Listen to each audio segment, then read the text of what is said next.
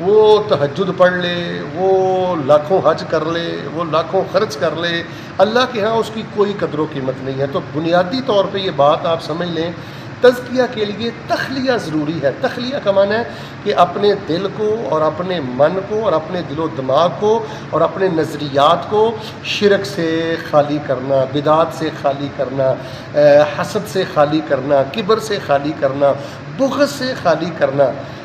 جو دل نفرتوں میں اٹا ہوا ہے وہ تزکیے والا دل نہیں ہے، چاہے لمبی داڑھی ہو، چاہے سر پہ ٹوپی ہو، چاہے مسجد میں آنا جانا ہو۔ تو سب سے پہلی چیز ہے تخلیہ، اس پہ بہت ورک کرنے کی ضرورت ہے، اس پر بہت محنت کرنے کی ضرورت ہے۔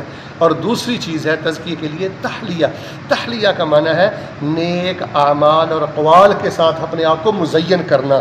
تحلیہ یہ ہے کہ آپ تہجد پڑھیں، تحلیہ یہ ہے کہ آپ تنہائی میں ذکر کریں، تحلیہ یہ ہے کہ نیکی کا زیور آپ پہن کر رکھیں، ذکر اذکار کریں، خیرات کریں، لوگوں کے کام آئیں۔ تو قد افلح من تزکا، وہ کامیاب ہوا جس نے اپنے نفس کا تزکیہ کیا۔ تو تزکیہ کے لیے تحلیہ بھی ضروری ہے کہ جب انسان رذائل سے اور فاسد عقائد سے خود کو پاک کر لے تو پھر نیک اعمال سے اور اچھے عقائد سے خود کو مزین کرے۔ تو تزکیہ کے لیے دو چیزیں ضروری ہیں، ایک ہے تخلیہ اور ایک ہے تحلیہ، اور یہی قرآن کے 30 پاروں کا مقصد ہے، یہی رسول اللہ کی آمد کا مقصد ہے۔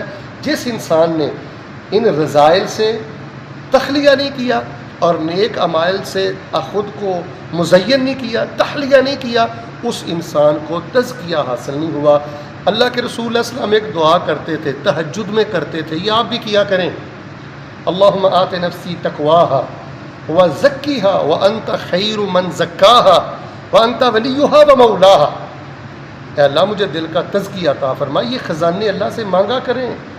اللہ کی قسم 70 سال کے بوڑھے ہیں، بظاہر دیندار ہیں، دین کے ٹھیکے دار ہیں، لیکن شرک میں ہیں، بدعات میں ہیں، حسد میں ہیں، کبر میں ہیں، بغض میں ہیں، قطع رحمی میں ہیں، رذائل میں اٹے ہوئے ہیں۔ وہ تخلیہ کر ہی نہیں سکے اپنی ذات کا، خود کو برائیوں سے بچا ہی نہیں سکے، پھر تحلیہ نہیں ہے، نیک اعمال کا شوق نہیں ہے، نیک اعمال کا زیور نہیں ہے۔ اللہ تبارک و تعالیٰ مجھے اور آپ کو تخلیہ بھی نصیب فرمائے، تحلیہ بھی نصیب فرمائے، اور جب ہم دنیا سے جائیں تو ہم تزکیہ کے زیور کے ساتھ مالا مال ہوں۔